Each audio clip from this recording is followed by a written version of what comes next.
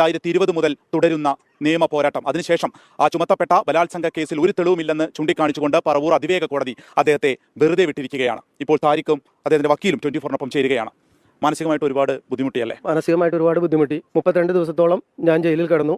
എനിക്കെതിരെ ഉണ്ടാക്കിയ എൻ്റെ ഭാര്യ സിദ്റത്തുൽ മുൻതഹയും ഭാര്യ കാമുകനായ മണത്താട്ട് വീട്ടിൽ അഷറഫ് എന്ന ആളും കൂടി ചേർന്ന് അഷറഫിൻ്റെ ബന്ധുവായ ഒരു സ്ത്രീയെ കൊണ്ട് കള്ള പരാതി കൊടുത്തിട്ട് പോലീസ് എൻ്റെ അന്വേഷണം പോലും നടത്താതെ അന്നിരുന്ന ആലങ്ങാട് CI ഉണ്ണികൃഷ്ണൻ സാറിനെ സ്വാധീനിച്ചിട്ട് എനിക്കെതിരെ ഉണ്ടാക്കിയ ഒരു കള്ളക്കേസാണ്.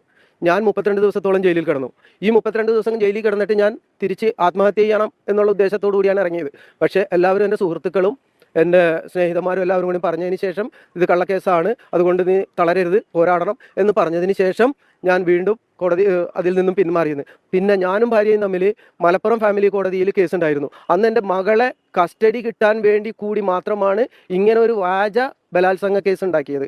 എനിക്കെതിരെ ബലാത്സംഗ കേസ് കൊടുത്ത സ്ത്രീക്ക് കൊടുങ്ങല്ലൂർ കോടതിയിൽ മറ്റൊരാൾക്കെതിരെയും ബലാത്സംഗ കേസ് കൊടുത്തിട്ട് 82 ദിവസത്തോളം അയാൾ ജയിലിൽ കിടന്നിട്ടുണ്ട്. 82 ദിവസത്തോളം. എന്നിട്ട് കോടതിയിൽ ഒഴിവാക്കുകയായിരുന്നു അപ്പോൾ അതിന്റെ ലക്ഷ്യം, അങ്ങനെയാണോ കരുതുന്നത്? എന്നെ ഒഴിവാക്കിയിട്ട് അഷറഫിന് കല്യാണം കഴിക്കാൻ വേണ്ടി, എൻ്റെ ഭാര്യയെ സ്വന്തമാക്കാനും ഭാര്യയെയും ഭാര്യയുടെ സ്വത്തും സ്വന്തമാക്കാൻ വേണ്ടി കെട്ടിച്ചമച്ച ഒരു കേസാണിത്. തെളിഞ്ഞിരിക്കുകയാണ് അല്ലേ? 6 വർഷത്തെ നിയമ പോരാട്ടത്തിനിടം തെളിഞ്ഞിരിക്കുകയാണ്. കാരണം ഞാനും എൻ്റെ ഭാര്യയുടെ ബ്രദറായ വലീദ് എന്ന് പറയുന്ന എൻ്റെ അളിയനും കൂടി 25 ലക്ഷം എൻ്റെയും 12.5 ലക്ഷം രൂപ വലീദിൻ്റെയും വാങ്ങിച്ച് ഒരു സ്കൂൾ വാങ്ങിച്ചിട്ടുണ്ടായിരുന്നു. അത് അന്ന് എൻ്റെ ഭാര്യ ആ സ്കൂളിലെ ടീച്ചറായിരുന്നു, അവരുടെ പേരിലാണ് വാങ്ങിച്ചത്. ആ സ്കൂൾ വരെയും ഇപ്പം ഈ പറഞ്ഞ കാമുകനായ മണത്താട്ട് വീട്ടിൽ അഷറഫിൻ്റെ പേരിലാണ്.